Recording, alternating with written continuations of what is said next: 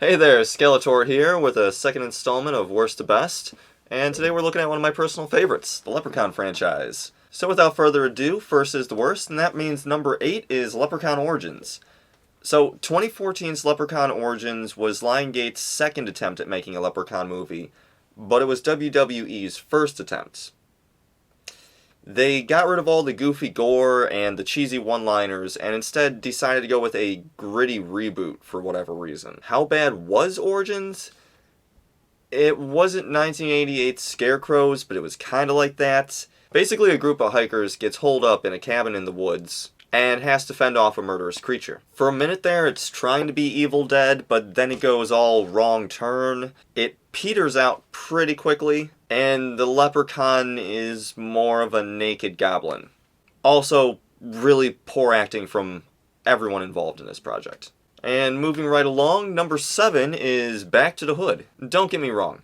Even though the leprechaun should have never gone to the hood in the first place, ultimately that ended up being alright. But he sure as hell should have never gone back to the hood.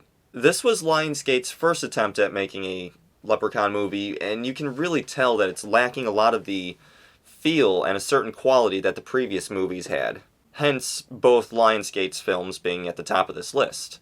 As goofy as both of the Hood movies are, In the Hood at least feels more natural and grounded compared to Back to the Hood. This just feels like a cheap cash grab with a really decently sized dash of blaxploitation. The premise starts with the alleged origin of the leprechaun species, as they were all summoned to Earth to help a king protect his gold in ancient times. And then after the king dies, all the leprechauns return to their place of origin, which might be hell, it's a little vague. Except for our one main monster, who stays behind and over the years becomes corrupted by the gold that he is protecting. Fast forward to modern times, and somewhere in the hood, Father Jacob finds the gold and intends to use it to build a youth center. The leprechaun returns to life to protect his gold, shenanigans ensue, ending with shadowy spirit hands dragging the leprechaun back to hell. Alright, and number 6 is Leprechaun III, and this one takes place in Las Vegas. This one is chock full of cheesy celebrity parodies and one-liners. It's alright, I guess. It's definitely better than Back to the Hood.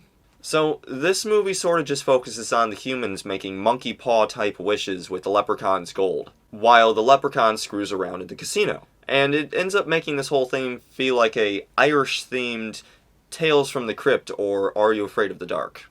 This one ends with the humans melting the leprechaun's pot of gold with a flamethrower, which apparently also forces the leprechaun to melt as well. So, he's dead. This is one of the more boring entries to the franchise, and it really feels like it was made simply so that they could keep the rights to the whole thing.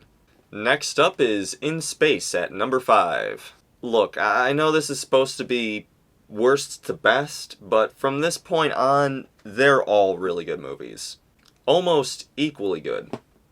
And I would recommend every single one of them. Some just end up having more production value than others. So what is there to say about Leprechaun in Space?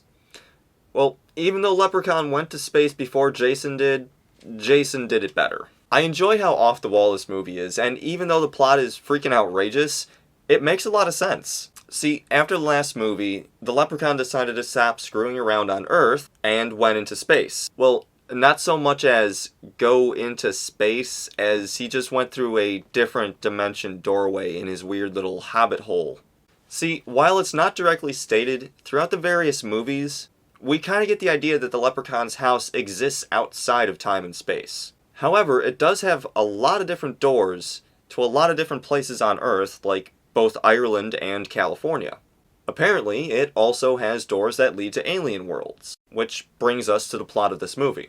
So, the leprechaun kidnaps an alien princess with the intent to marry her. The twist is that by doing so, he gains control of the entire planet's gold. The bigger twist is that she's actually down for this because it means that she'll be ruling the planet itself and gains magic powers off the leprechaun or something.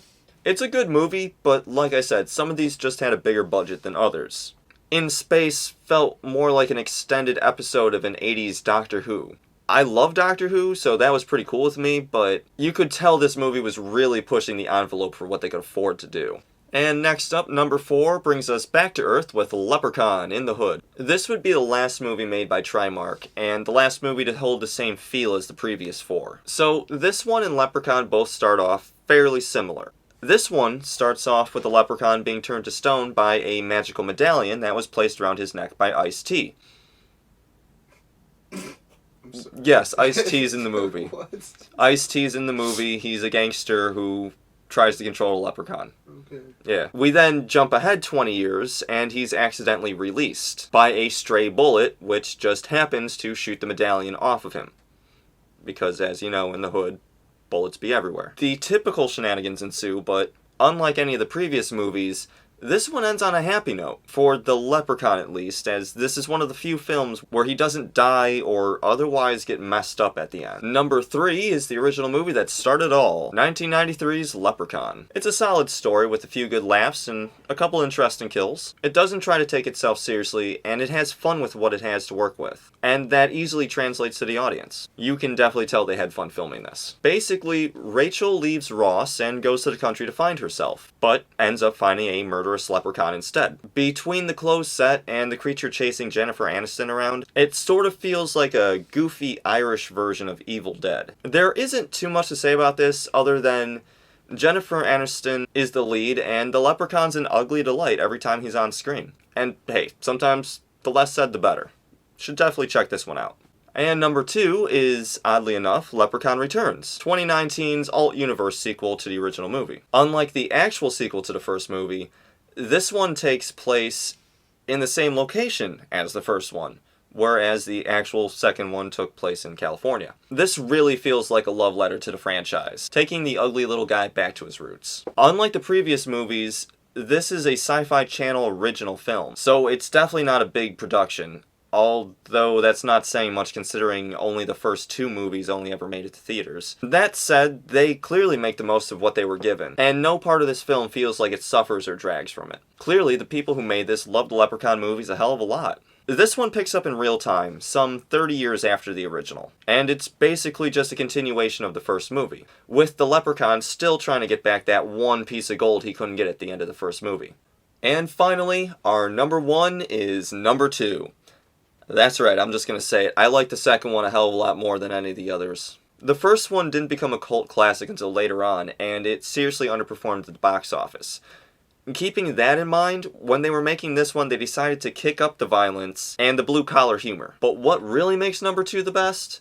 I love the dynamic of the sleazy drunk old man and the teen. Like in other movies, this one focuses on our magical monster trying to bamboozle some hot and tasty young thing into becoming his bride. But her deadbeat boyfriend has to step up to the plate and try and save her. There's some pretty decent kills, plus it takes place on St. Patrick's Day. That way they can do that psych-out trick with the midget who's dressed up like a leprechaun in the bathroom. Also, how does he pee without missing in that scene? Like, that urinal is almost as taller than he is. My favorite part is when the old man drinks the leprechaun under the table and his magic just won't work right because he's just so damn hammered.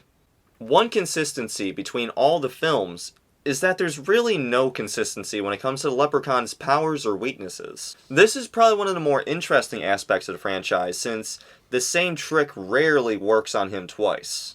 Sometimes he's forced to grant wishes, and sometimes he's OCD about cleaning shoes, and sometimes he's allergic to iron, even though his pot of gold is made of iron. The medallion that turns into stone gets an origin at the very start of In the Hood, but it shows up inexplicably several times in previous entries to the movies, with absolutely no explanation as to how or where or why. I'm pretty convinced that originally it was just a prop they had lying around and just kept using it. Also, he dies at the end of pretty much every single movie, and then shows up again at the start of the next movie with absolutely no explanation. Are these movies following the adventures of one leprechaun as he whittles away all of his extra lives in a mad hunt for pussy and gold? Or is this a different leprechaun in each movie and they all just happen to look and sound the same? Or maybe I'm just racist against leprechauns and can't tell the difference. Well, honestly, that would explain a lot of these questions. But I hope you enjoyed today's Worst to Best. Don't forget to subscribe and hit that like button and that bell, and just go ahead and hit everything that isn't the dislike button. And let us know in the comments what you'd like to see next. Maybe one of the movies on this shelf. For ZeitgeistOG, Skeletor out.